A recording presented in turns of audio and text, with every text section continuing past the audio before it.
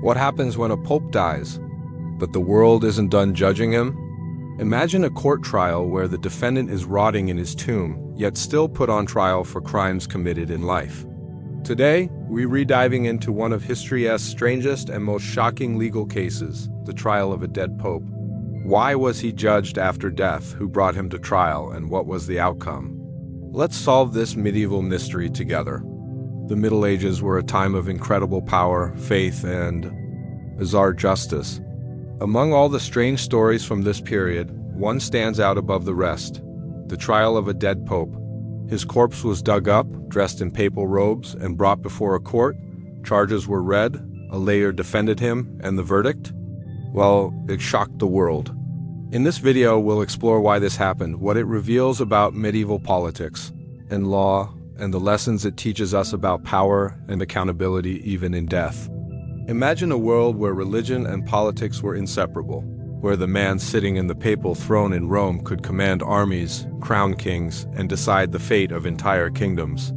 This was the Middle Ages, a period of towering cathedrals, relentless wars, and a church that wielded extraordinary influence over every aspect of life. But with great power came great conflict, and the papacy was often at the center of storms that were as much political as they were spiritual. The Pope wasn't just a spiritual guide for the faithful. He was one of the most powerful figures in Europe. Kings sought his approval to legitimize their rule. Nobles trembled at his decisions, and rival factions within the church constantly schemed for control. In this era, the papal office was far from the calm, dignified position we imagine today. It was a prize coveted by ambitious clerics, a position that could elevate one to almost unimaginable power, but also a position that could make one deadly enemies. Church law and secular politics were deeply intertwined, creating an environment where alliances were fragile and betrayals common. Bishops, cardinals, and popes often formed temporary coalitions, only to turn against each other when it suited their interests. The struggle for influence was constant, and the consequences of losing were often devastating. Popes were deposed, exiled, or worse, and disputes weren't settled quietly. Spectacles, public shaming, and even violent confrontations were not unheard of. It was also a time when the very legitimacy of a pope could be questioned. Unlike today, where elections are formalized and disputes largely procedural, medieval popes could face accusations of simony, heresy, or breaking canon law, and such accusations could come from rival popes or powerful factions in Rome itself. These weren't just legal or theological matters, they were existential threats. Questioning a pope's authority could destabilize entire regions, spark rebellions, and shift the balance of power between competing kingdoms. The stakes were incredibly high, and the methods of enforcing justice were equally extreme. The concept of a fair trial existed, but it was often mixed with spectacle, intimidation, and raw political maneuvering. A pope could excommunicate a king, annul royal marriages, or release subjects from their oaths of loyalty, and in return, enemies might plot, bribe, or manipulate church councils to remove him. In this volatile world, power was never safe, and history is filled with examples of popes meeting violent ends, being imprisoned, or even having their bodies desecrated after death. Amidst this turbulence, the line between sacred duty and political ambition was almost non-existent. Decisions were rarely purely spiritual, they carried massive political weight. Popes acted as rulers, diplomats, and generals. They negotiated treaties, collected taxes, and sometimes even raised armies to defend their territories or assert authority. And with every decision, they risked making powerful enemies who could seek revenge during life war. As history would shockingly prove, even after death, this was the world into which Pope Formosus was elected, a world where ambition, fear, and rivalry collided with faith and piety. The papacy was not only a spiritual office, but a political battlefield where one wrong move could lead to disaster. Power was absolute, but so were the dangers. And the history of the church in this period reads like a tale of intrigue, betrayal, and shocking spectacles that would make even the most hardened modern observer gasp. In the chaotic world of the 9th century papacy, one man rose to the top of this dangerous political and religious arena: Pope Formosus. Born in the early 800s, Formosus was not an ordinary cleric. He was ambitious, politically savvy, and skilled in navigating the treacherous currents of both church and state. But ambition in the medieval papacy was a double-edged sword. Every ally could turn into an enemy, every victory could breed jealousy, and every decision could make powerful enemies determined to see your downfall. Formosus first made a name for himself not as pope, but as a bishop, demonstrating sharp intellect and strategic thinking that caught the attention of Rome's political elite. His career, however, was far from smooth. Early on, he was accused of various political maneuverings and exiled multiple times, illustrating the volatility of the times.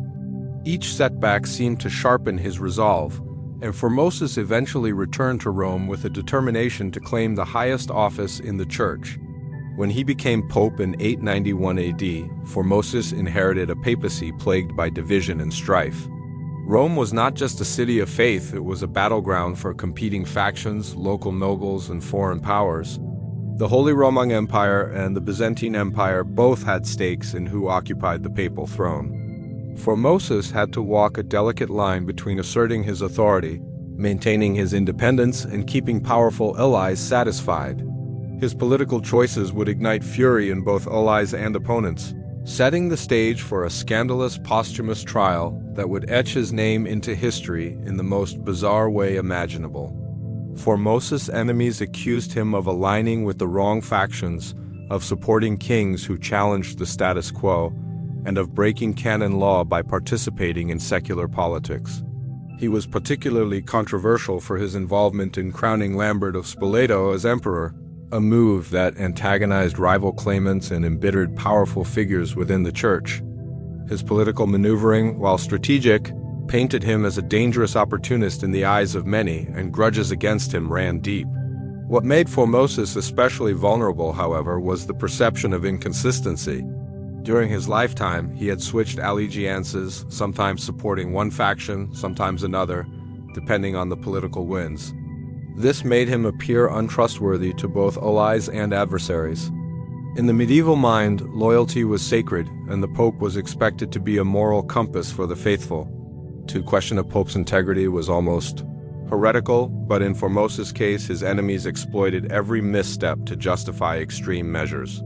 Despite the controversies, Formosus remained a man of intellect and action. He carried out reforms, tried to stabilize the city of Rome, and maintained connections with foreign powers to strengthen the papacy's position. Yet every decision seemed to provoke enemies, and when he died suddenly in 896 AD, the city he sought to protect was already seething with resentment, political ambition, and a thirst for revenge. It was this mixture of brilliance, ambition, and scandal that made Pope Formosus both a revered and hated figure. To some, he was a capable leader navigating an impossible political landscape. To others, he was a threat that could not be forgiven, even in death. The hatred against him was so intense, so personal, that it would lead to one of the most grotesque and infamous spectacles in church history, the Cadaver Synod, a trial where his corpse would be exhumed, dressed in papal robes, and put on trial before the world. Now imagine one of the most bizarre events in the entire history of the papacy, a trial where the defendant is no longer alive. Pope Formosus had been dead for months when, in early 897 AD, his corpse was exhumed from its grave. This wasn't some quiet exhumation for a respectful reburial. No, this was a public spectacle, a grotesque display of power and revenge that would shock the medieval world and haunt history books for centuries. The trial is famously known as the Cadaver Synod, or Synodus Horrenda, and it was orchestrated by Pope Stephen VI, Formosus' bitter political rival. The reasons behind it were as much about settling old scores as they were about legal matters. Formosus had angered powerful figures in the church and the political elite, and after his death, his enemies saw an opportunity to destroy his legacy completely. They decided to put the corpse on trial, and every detail of this event was designed to humiliate the former pope even in death. Formosus' decaying body was dug up, washed, and dressed in full papal robes. Then it was propped up on a throne in the courtroom, a surreal and chilling sight for the clergy and officials who had gathered to witness the proceedings. A deacon was appointed to speak on behalf of the deceased pope, essentially acting as his defense attorney. The symbolism was impossible to ignore. A man condemned for actions he could no longer defend, a life reduced to accusation and decay. and a church willing to blur the line between justice and spectacle in the most extreme way imaginable. The charges were shocking, yet very specific. Formosus was accused of perjury, violating canon law, and unlawfully accepting the papacy while holding other ecclesiastical offices, crimes that, in theory, could be punished during life. The trial dragged on with ritualistic severity, the body answering through the deacon, while Stephen VI and the synod read accusations aloud. Witnesses recounted Formosus' political decisions, his alliances, and his alleged betrayals, turning the courtroom into a theater of horror and humiliation. The verdict, when it came, was decisive and symbolic. Formosus was found guilty. The consequences were as grotesque as the trial itself. The papal acts he had performed were annulled, and his body was stripped of its sacred vestments. Some accounts say that his corpse was even thrown into the Tiber River, though later it was reportedly recovered and given a proper burial. The trial did not just condemn Formosus, it sent a message to anyone daring to challenge the ambitions of the current pope or the dominant factions in Rome. The Cadaver Synod is remembered not just for its grotesque spectacle, but for what it reveals about the church and medieval society. It was a time when personal vendettas could escalate into public horrors, when law and faith could be twisted into instruments of revenge, and when the dead could be held accountable in ways that defy modern understanding. The trial shocked the clergy, terrified the populace, and embarrassed the papacy, creating ripples of unrest that would influence successive popes and reshape the political landscape of Rome. The very image of a decayed pope sitting on trial for crimes committed in life captures the extremes of medieval justice and the brutal intersection of power, religion, and politics. It is a story that seems almost too bizarre to be true, yet the records of the time confirm that it happened, reminding us that history is filled with moments so strange, so macabre that they challenge everything we think we know about human behavior and institutional authority. To understand the Cadaver Synod, we need to look closely at the man behind it, Pope Stephen VI, a figure whose ambition, fear, and vindictiveness set the stage for one of the most shocking spectacles in church history. Stephen VI was not a pope who inherited a stable, peaceful papacy. He stepped into a city of political chaos, factional warfare, and bitter rivalries. The throne of St. Peter was not merely a seat of spiritual authority, it was a prize coveted by many, a position that could make or break fortunes, sway kings, and determine the fate of empires. Stephen VI understood this, and he was willing to wield every tool at his disposal to assert dominance. Stephen's motivations for targeting Formosus were tangled in layers of politics, fear, and personal vendetta. Formosus had made powerful enemies during his lifetime by switching allegiances, crowning rivals, and exercising authority in ways that unsettled the delicate balance of power in Rome. To Stephen VI and his supporters, Formosus represented a threat that extended beyond death, a man whose legacy could inspire opposition, challenge legitimacy, or undermine the current papal authority. By putting Formosus on trial after his death, Stephen was sending a message that defiance or disloyalty, even posthumously, would not be tolerated. Stephen VI's rise to power was closely tied to the political faction that had opposed Formosus. These factions had been waiting for an opportunity to strike back, and Stephen provided the perfect figure to channel their resentment and ambition. His decision to stage the Cadaver Synod was as much about consolidating his own authority as it was about punishing a rival. By turning the trial into a public spectacle, he ensured that his political enemies would witness the humiliation of a man they had once feared, while simultaneously demonstrating his control over the church, the clergy, and the people of Rome. The planning of the trial itself reveals Stephen's calculating nature. This was not a spontaneous act of revenge. It was a meticulously orchestrated event. The corpse of Formosus had to be exhumed, prepared, and presented in a way that would maximize its symbolic impact. The accusations were carefully chosen to highlight the Pope's alleged violations of church law and moral duty, and the deacon appointed to defend the deceased was essentially a prop in a drama designed to entertain, intimidate, and terrify. Every aspect of the Cadaver Synod reflected Stephen VI's understanding of power. He knew that symbolism could be as potent as armies, that fear could enforce obedience as effectively as law. Yet Stephen's actions also reveal the precariousness of papal authority in this era. The very fact that he could stage such a grotesque trial shows the influence a pope could wield, but it also exposed him to enormous risks. The public was appalled, the clergy were divided, and the spectacle of a corpse being judged was so extreme that it eventually sparked outrage against him. His reliance on spectacle and fear as tools of governance highlights the instability of the papacy during this period. Authority was as fragile as it was absolute, and miscalculations could have fatal consequences. Stephen VI's legacy, therefore, is inseparable from the Cadaver Synod. He embodies the extremes of medieval politics, the blending of personal vendetta and institutional power, and the dark fascination of a church willing to push the boundaries of law, faith, and morality. His actions illuminate a world in which political rivalries could transcend life itself, in which the dead could be dragged before courts to satisfy the ambitions of the living, and in which the line between justice and spectacle was almost non-existent. The Cadaver Synod was not just an extraordinary event, it was a spectacle that blurred the line between law, ritual, and horror. The trial of Pope Formosus' corpse was meticulously orchestrated, designed to humiliate and terrorize, and to demonstrate the absolute power of Pope Stephen VI.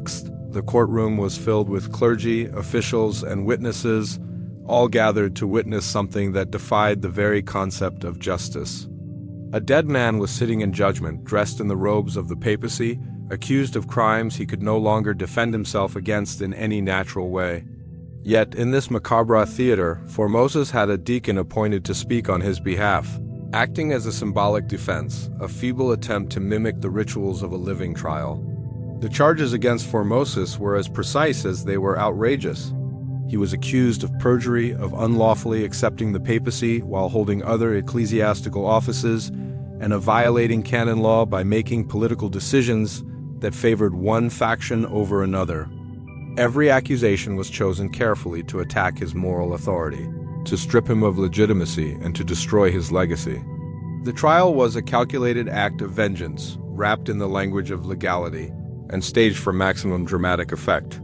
Witnesses testified, recounting the Pope's past decisions, his alliances, and his alleged betrayals, painting a picture of a man unworthy of the sacred office he once held.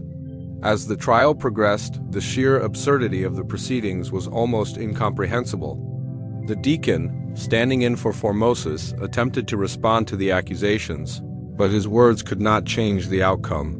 The dead pope, propped up in his robes, could not defend himself, could not speak, and could not escape the judgment that Stephen VI had decreed.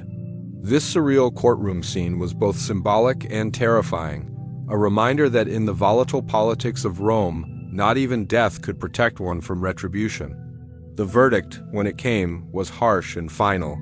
Formosus was declared guilty of all charges. The consequences were immediate and extreme. His papal acts were annulled, invalidating the decisions he had made while alive. The annulment extended to ordinations he had performed, casting doubt on the legitimacy of countless priests and bishops who owed their positions to him. His body, already decayed from months in the tomb, was stripped of the papal vestments that had once symbolized spiritual authority. Some reports even suggest that the corpse was thrown into the Tiber River, a final act of desecration meant to humiliate and erase him completely.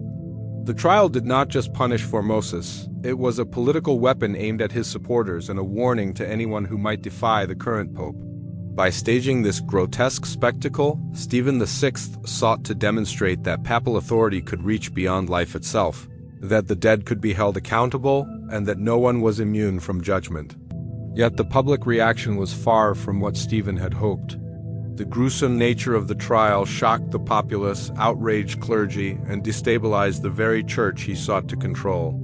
The Cadaver Synod remains one of the most bizarre legal proceedings in history, a trial in which the corpse of a pope was judged, condemned, and publicly humiliated. It illustrates the extremes of medieval justice, the intertwining of politics and religion, and the lengths to which leaders would go to assert dominance.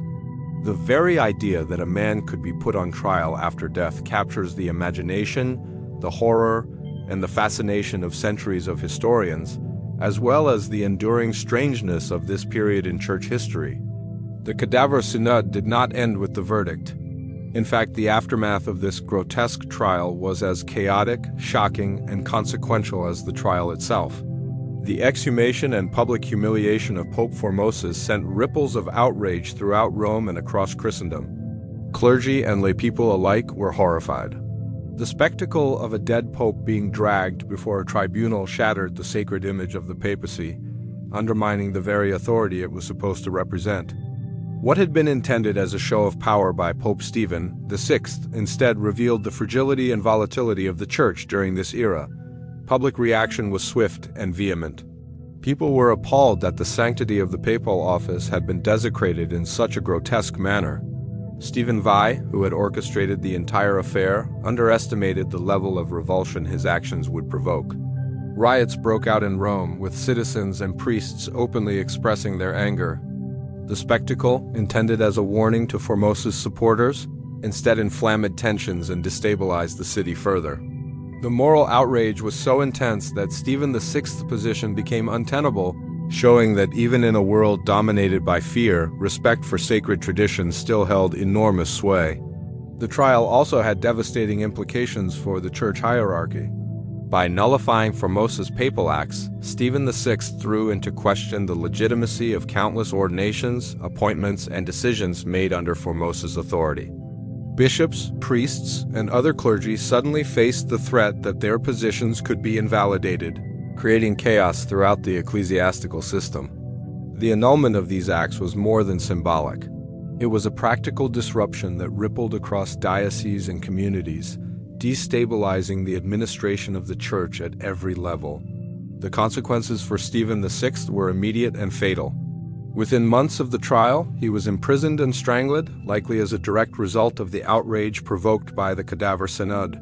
His downfall illustrates the perilous nature of wielding power through spectacle and intimidation. In trying to assert dominance and settle old scores, he had underestimated the strength of public opinion and the delicate balance of authority in Rome. The Church was a realm in which even popes could fall from grace quickly, and the Cadaver Synod became a cautionary tale of hubris and excess.